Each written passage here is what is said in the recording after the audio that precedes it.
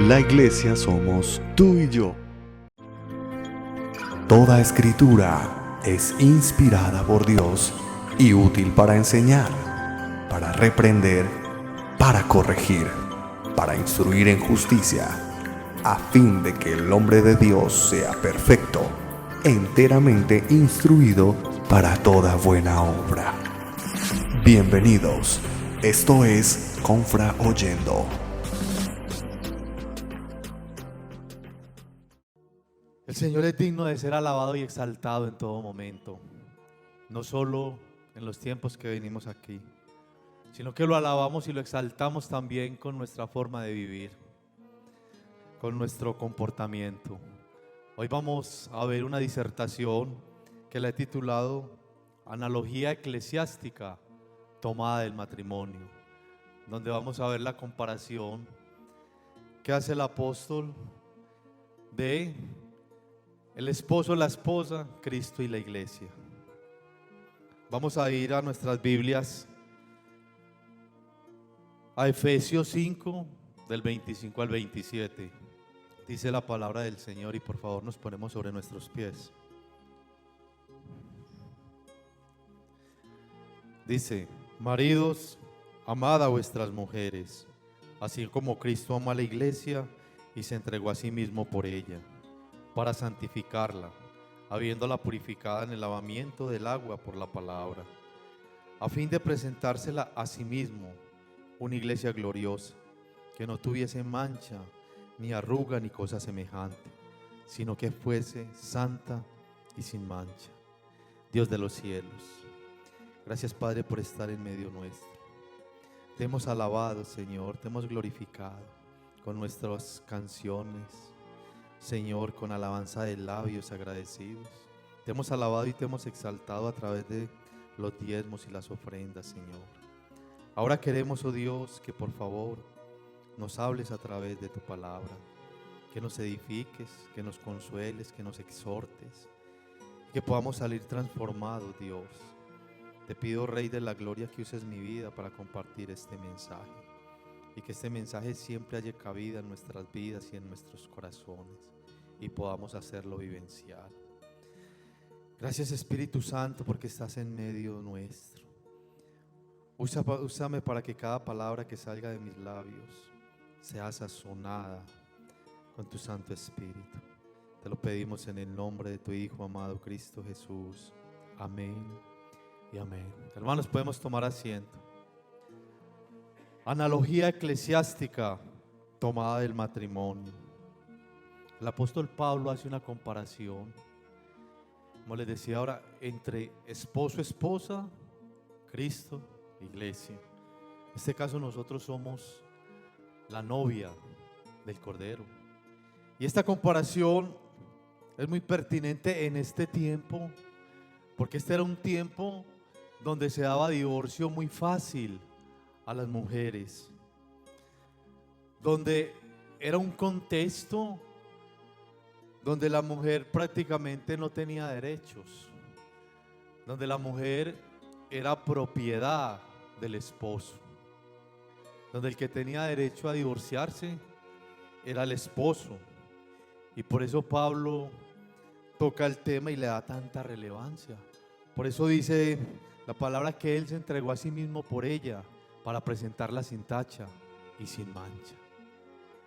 Porque como dice la palabra en Deuteronomio 24:1, hablando del divorcio, cuando dice: si alguno tomare mujer y se casare con ella, si no le agradare por haber hallado en ella cosa indecente, le escribirá carta de divorcio y se la entregará en su mano y la despedirá a su casa. Era un contexto lamentable donde las mujeres ya no se querían casar porque no tenían seguridad en nada. Era solamente que el esposo les diera una carta de divorcio con 2 testigos y ella tenía que marcharse. Y lo peor, no es como en nuestro contexto. Si en nuestro contexto existe un divorcio, ¿qué es lo primero que hay que arreglar? La parte legal, los bienes, la partición de bienes. todo lo que se consiguió en el matrimonio, mitad y mitad, ¿cierto? En este contexto no era así. En este contexto la mujer salía con la ropita que tenía y con lo que le dieran sus padres por la dote que daba el esposo. O sea, la mujer no tenía ningún derecho. Y aparte de esto, habían dos escuelas rabínicas. Lo que era la escuela del rabino Shammai, que era una escuela más rígida, donde ellos interpretaban esta parte de la ley como el divorcio era solo por adulterio, no más. Pero también existía otra línea, que era la línea del rabino Hillel, que este sí era más liberal. En este contexto, ellos daban carta de divorcio a la esposa si aún así se le quemaba, pongamos el ejemplo, la comida. Podían dar carta de divorcio. Si posiblemente la mujer saliese a la calle con la cabeza destapada, le podían dar carta de divorcio. Si la esposa hablaba en la calle con nombre, se le podía dar carta de divorcio. Entonces era un contexto no muy agradable para las mujeres, muy difícil. Por eso Pablo le da tanta relevancia al matrimonio.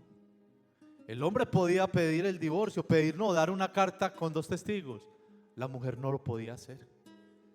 La mujer solo se podía divorciar si su esposo padeciese de lepra, o fuera apóstata, o estuviera en actividades que no eran permitidos para ellos.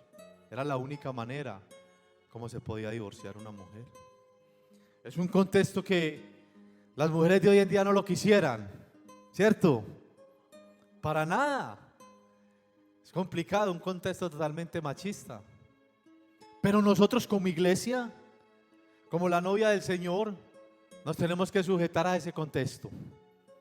Porque el Señor viene por su iglesia y la iglesia somos nosotros. Tenemos que estar siempre preparados. Por eso Pablo habla muy claramente de que el vínculo matrimonial es algo santo y requiere sacrificio, y un sacrificio en amor. Por eso Jesús se entregó al máximo, entregó su vida. Somos comprados por precio de sangre. O sea, ya no somos dueños de nosotros mismos. Le pertenecemos al Señor. A través de la obra de Jesucristo en la iglesia, ¿qué hizo Él? Vino y nos rescató de nuestra pasada manera de vivir. Una manera que estaba viciada, donde pecábamos y era algo normal, era algo habitual.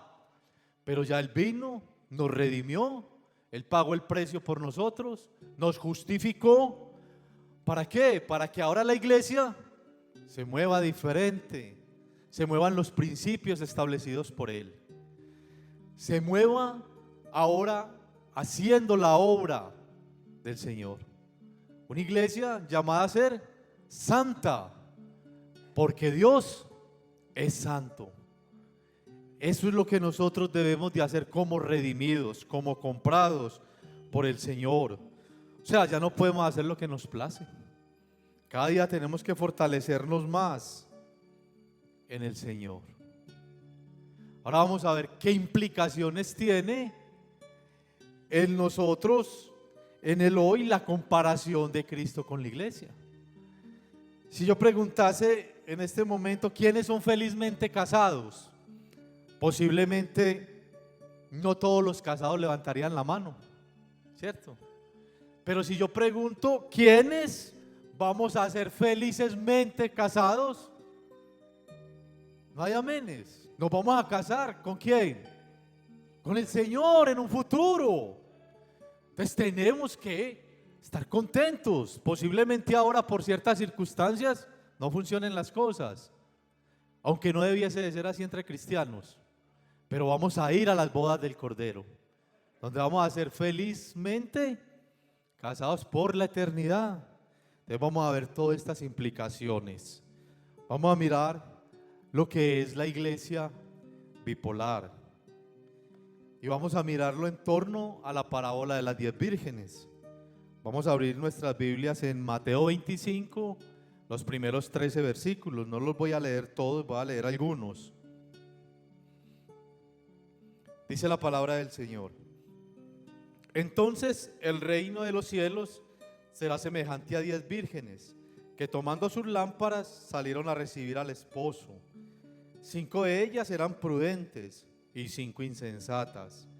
Las insensatas, tomando sus lámparas, no tomaron consigo aceite, mas las prudentes tomaron aceite en sus vasijas, juntamente con sus lámparas. Ahora voy al versículo 10. Pero mientras ellas iban a comprar, vino el esposo, y las que estaban preparadas entraron con él a las bodas, y se cerró la puerta. Después vinieron también las otras vírgenes, diciendo: Señor, Señor, ábrenos. Mas él respondiendo dijo: de cierto os digo que no os conozco. Velad, pues, porque no sabéis el día ni la hora en la que el Hijo del Hombre ha de venir. Esta parábola está montada en el marco de las bodas judías, donde el esposo, en compañía de sus amigos, se dirigía a la casa de la novia para tomarla y llevarla de nuevo a su lugar de residencia, a la casa que había construido el novio. Todo esto era tiempo de alegría, esto era una procesión, donde la tradición nos enseña de que cuando llegase el tiempo para la ceremonia, el novio salía desde su casa en procesión con todos sus amigos, e iban, incluso llevaban lámparas encendidas, y la gente se iba sumando a la procesión hasta que llegaban a la casa de la novia para llevarla a su nuevo lugar de residencia, donde ya ese esposo durante un año había construido esa casa donde iba a vivir con su futura esposa. Mire, es un contexto muy diferente al nuestro hoy. ¿Cómo es una boda hoy en día? Hoy en día se dice que novia que se respete se hace esperar, ¿cierto? Y muchas veces se llega al lugar de la ceremonia y muchas veces las novias llegan media hora más tarde o más tiempo. En este contexto no era así. La novia tenía que estar preparada para cuando llegara el novio a llevarla. Así nosotros, como iglesia del Señor, tenemos que estar preparados. ¿Estamos preparados? ¿Nos estamos preparando? Bueno, gloria a Dios, porque la prioridad de estas vírgenes radicaba en estar preparadas y listas para salir al encuentro del esposo cuando éste llegara. Y vemos que necesitaban tener el aceite suficiente en sus lámparas para seguir en la procesión y llegar hasta la casa del esposo. ¿Qué tipifica el aceite en la vida del cristiano? Tipifica la presencia del Espíritu Santo. O sea, ¿cuánto estamos nosotros en comunión con el Espíritu Santo? ¿Qué es ese aceite que nosotros necesitamos? ¿Lo estamos avivando en el día a día? ¿Estamos buscando cada día la llenura del Espíritu Santo? ¿O por el contrario, lo estamos contristando y lo estamos apagando? Esta es una prioridad que nosotros tenemos que tener. ¿Cómo es nuestra relación con el Espíritu de Dios? ¿Cómo es nuestra relación con la palabra de Dios? El Espíritu de Dios nos ilumina para que nosotros podamos entender la palabra de Dios. Y si nosotros entendemos la palabra de Dios, ¿cómo vamos a caminar? Conforme a Dios lo manda. Y es lo necesario, porque el novio va a venir. Y nosotros como iglesia tenemos que estar preparados en todo momento. Por eso no puede faltar en nuestro día a día la lectura de la palabra de Dios. Es el alimento, como dice la palabra en Mateo, No solo de pan vivirá el hombre, sino de toda palabra sale de la boca del Señor. La prioridad de estar preparados y listos para ese encuentro.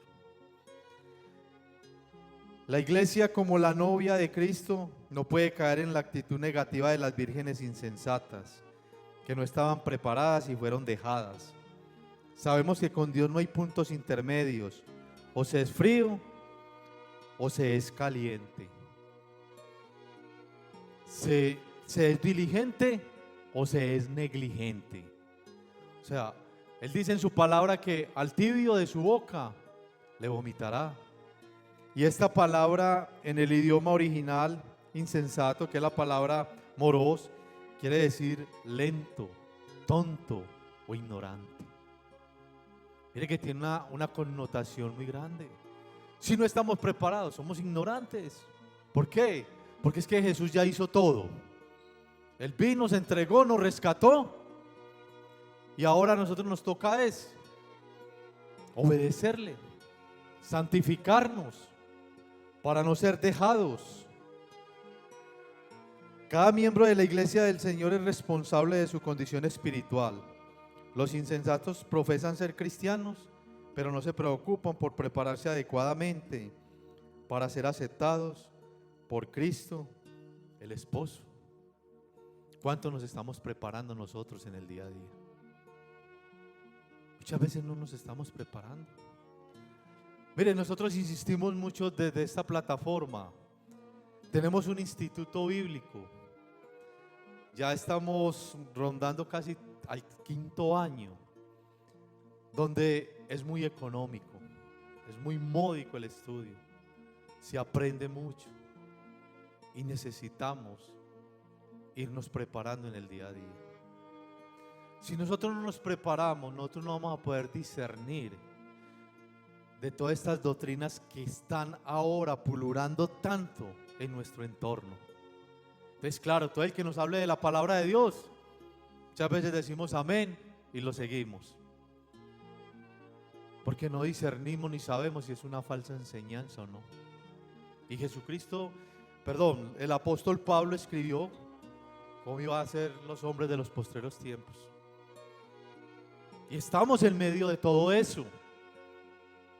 Pero la iglesia no puede seguir, perdónenme, dormida.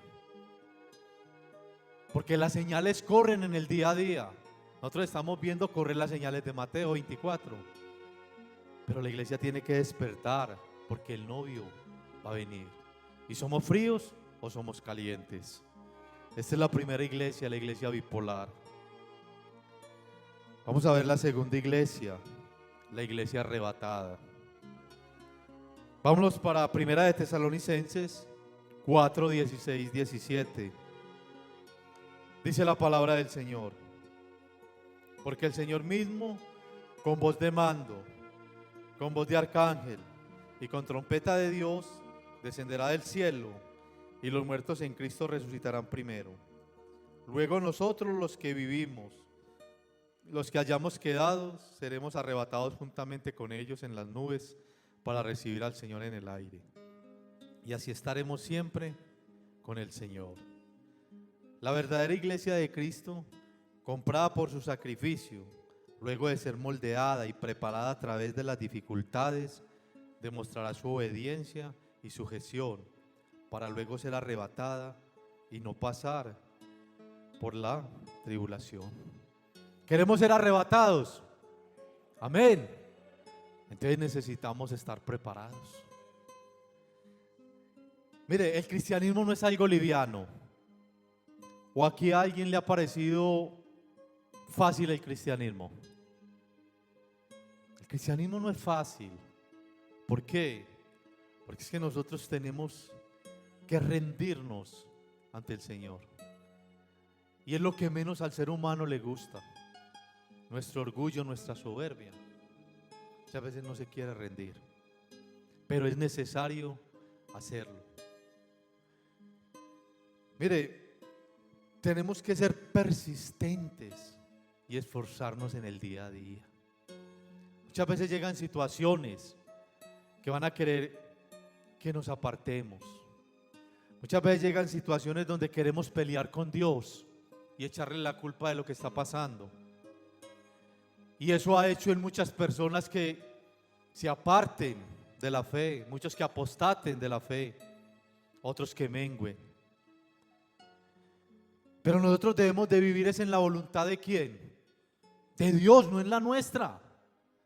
Dios tiene el control de todo. Él es el dueño de todo y Él es el que determina. La palabra dice que no pasa nada sin que Él lo permita. Y nosotros muchas veces decimos y recitamos textos bíblicos como Romanos 8:28, que dice que los que somos escogidos para el Señor, todas las cosas nos ayudan para bien, ¿cierto? Y ahí dice todas. No nos habla solo de buenas o solo de malas, son todas. Lo que sí tenemos que tener y estar conscientes es que Dios tiene el control de cada una de ellas. Y Él quiere glorificarse a través de cada situación. ¿Cómo reaccionamos nosotros ante cada situación? Yo muchas veces les digo, qué fácil es alabar y glorificar a Dios cuando no me falta nada, cuando hasta me sobra. Pero qué difícil muchas veces alabarlo y glorificarle cuando no tengo ni qué comer. Debe ser igual. Pablo enseñó en Filipenses 4:13, porque el contexto de ese versículo habla de vivir en la escasez o en la abundancia. Pablo decía, puedo estar con abundancia, pero puedo vivir en escasez. ¿Por qué? Porque todo lo puedo en Cristo, que me fortalece. Si nuestra vida fuera todo color de rosa, sería maravilloso. Y Jesús enseñó muy claro, en el mundo tendréis aflicción, mas confiad, Él ha vencido el mundo. O sea, es la iglesia que va a ser arrebatada, es una iglesia que se sujeta a la palabra de Dios. Todo lo que les he dicho está en la palabra de Dios, porque hay que vivirla. Porque a medida que la vivimos, a medida que la estudiamos, conocemos más a Dios. La reunión de Jesús con su iglesia en el aire será a través del rapto, donde todos los cristianos verdaderos que han existido se harán presentes para disfrutar esta intimidad espiritual por siempre. La palabra que leíamos decía, primero van a levantar los muertos en Cristo y luego los que hayamos quedado, como escribe acá el apóstol Pablo. Por eso la necesidad cada día de santificarnos. ¿Por qué? ¿Qué enseña la palabra de Dios? ¿Cómo está Satanás? Está como león rugiente, buscando a quien devorar. Esta es una palabra para la iglesia. Él está desesperado mirando cómo nos hace caer, cómo va entorpeciendo nuestro camino. Él sabe que ya su tiempo le va a llegar, pero entre más personas pueda apartar, entre más cristianos, mejor.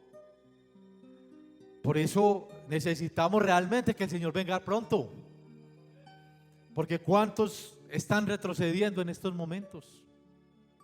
Necesitamos que el Señor venga, porque el enemigo es el adversario que, perdónenme la expresión, que está haciendo ochas y panochas, como escuchábamos de nuestros padres, muchas veces con la iglesia.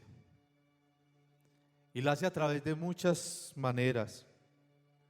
Hay muchas falsas doctrinas que están ganando muchos seguidores. Y aún hijos de Dios se están cambiando. El enemigo tiene su forma de actuar. Nosotros tenemos el Espíritu Santo en nosotros, pero no podemos contristarlo ni apagarlo. Cada día tenemos que esforzarnos, cada día tenemos que buscar parecernos más al Señor, porque nosotros somos ese ejército que Él ha dejado para poder llevar la sana palabra. Porque como dice en la Biblia, la voluntad del Señor es que ninguno se pierda, sino que todo hombre proceda al arrepentimiento. En estos últimos 2 años, la humanidad está padeciendo de estragos de la pandemia apocalíptica del COVID-19, donde ha cobrado muchas vidas, afectando también a los cristianos. Si no hemos evaluado nuestra condición como cristianos, es hora que lo hagamos. Si fallecemos antes del arrebatamiento, antes del día del rapto, nos reuniríamos con el Señor en los aires cuando Él venga. Algunos se ha evaluado la condición como cristiano en este momento. Hemos pensado, le estoy agradando al Señor con mi forma de vivir. Podemos decir, Señor, ven ya, que estoy preparado, quiero irme contigo. O le vamos a decir, Señor, espera un momentico, unos días, unos meses, unos años o décadas, porque posiblemente no quiero todavía asumir compromisos. No, necesitamos evaluarnos. Si algo tenemos claro, es que Él va a venir por su iglesia. ¿Queremos quedarnos? No, ¿cierto? Entonces tenemos que luchar cada día por santificarnos. Por eso, así como la preparación para una boda se hacía de manera muy concienzuda, tratando de no dejar pasar detalles por alto, de la misma manera la iglesia de Dios tiene que estar preparada. Mire, cuando se está preparando una boda, se está preocupado mucho, el lugar de la recepción, la cantidad de invitados, los trajes de los novios y posiblemente los trajes de los invitados. Pero son detalles en que estamos pendientes. ¿Para dónde es la luna de miel? Y se planifica con mucho tiempo. Y lo hacemos con mucha alegría. Y lamentablemente hay muchas bodas que no duran casi. De la misma manera estamos planificando nosotros esa boda con el Señor. ¿Cómo está nuestra vida espiritual? ¿Cómo está nuestra vida de perdón? ¿Cómo está nuestra vida de servicio? ¿Cómo es mi relación con mi hermano? ¿Cómo es mi relación con mi vecino? ¿Ayudo o soy indiferente? Tenemos que prepararnos, porque estamos bajo la autoridad del Señor y necesitamos estar sujetos en todo momento al Señor, porque vamos a ser arrebatados. Puede ser de que estemos vivos o que no. Nadie sabe el día ni la hora, pero las señales corren y corren día tras día. Vamos a mirar esta última iglesia, la iglesia disfrutando de las bodas. Anhelamos esas bodas, soñamos con ellas. Algún día nos hemos imaginado cómo serán las bodas del Cordero. Sí, todos no.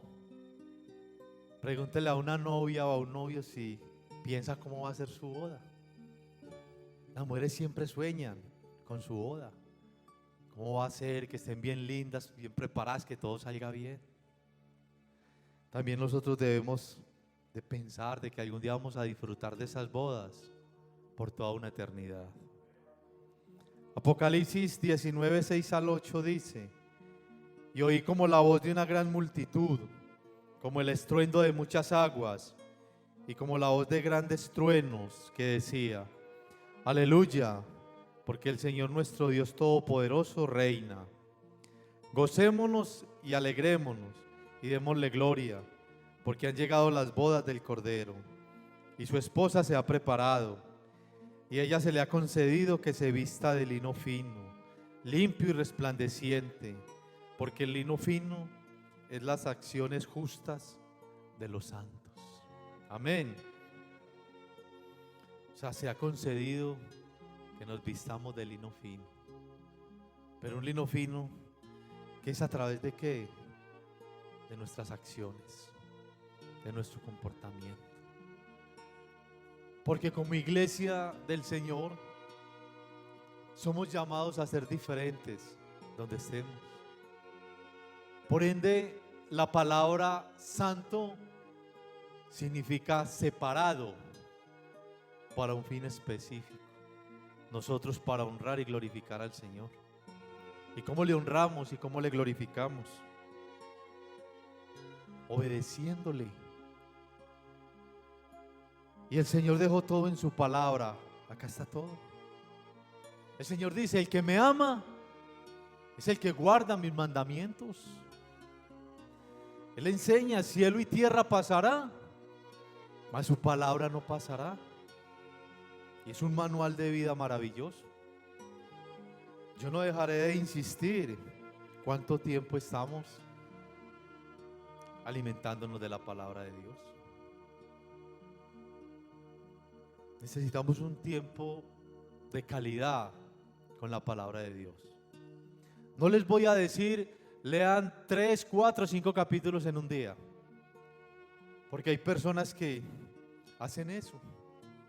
Leen 4 o 5 capítulos y uno les pregunta, ¿y qué aprendiste? ¿Qué se te quedó? Ah, no, nada. Porque lo hacemos únicamente por cumplir. Muchas veces vamos a poder leer una pequeña porción, hablemos de 10 versículos, pero vamos a poder extraer la enseñanza principal. Vamos a poder meditar en ella. Vamos a poder obedecerla. Vamos a poder crecer en fe. Y vamos a poder ser mejores cristianos. Pero es necesario que la leamos a diario. Es necesario. Necesitamos hábitos. Y este es un hábito muy saludable. Hoy en día todos estamos pegados de esos hábitos saludables. Salimos a caminar, a trotar, a hacer deporte, a comer mejor, a alimentarnos mejor, para estar bien físicamente. Pero ¿cuánto queremos estar bien espiritualmente? Mire, muchas veces venimos a la iglesia y venimos a dormir y dejamos la enseñanza paz y ni nos damos cuenta. Muchas veces nos despertamos para decir amén. No, ¿qué prioridades tenemos en nuestra vida?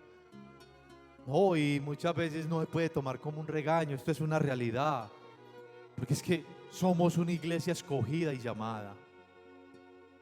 Porque es que si esto fuera tan fácil, Jesucristo, ¿por qué iba a entregar su vida? Si esto era tan fácil. El Señor cargó todo el pecado de nosotros sobre Él. Pero no para que nosotros viviéramos relajados.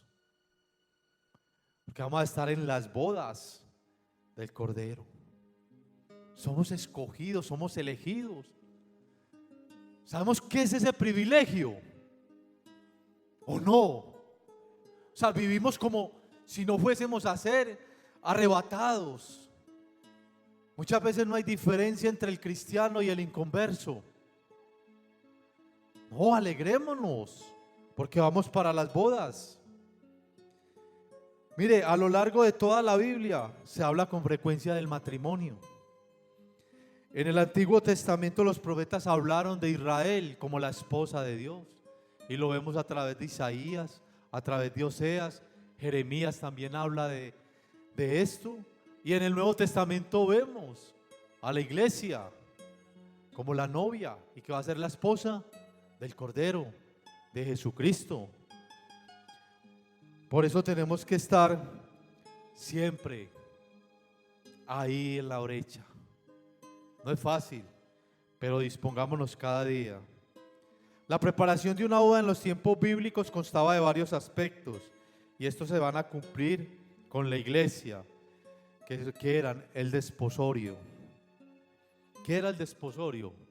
El desposorio es el pacto que hacían los padres entre padres para la ceremonia entre sus hijos, y ahí acordaban cuánto era la dote que había que pagar. Ya era un compromiso adquirido.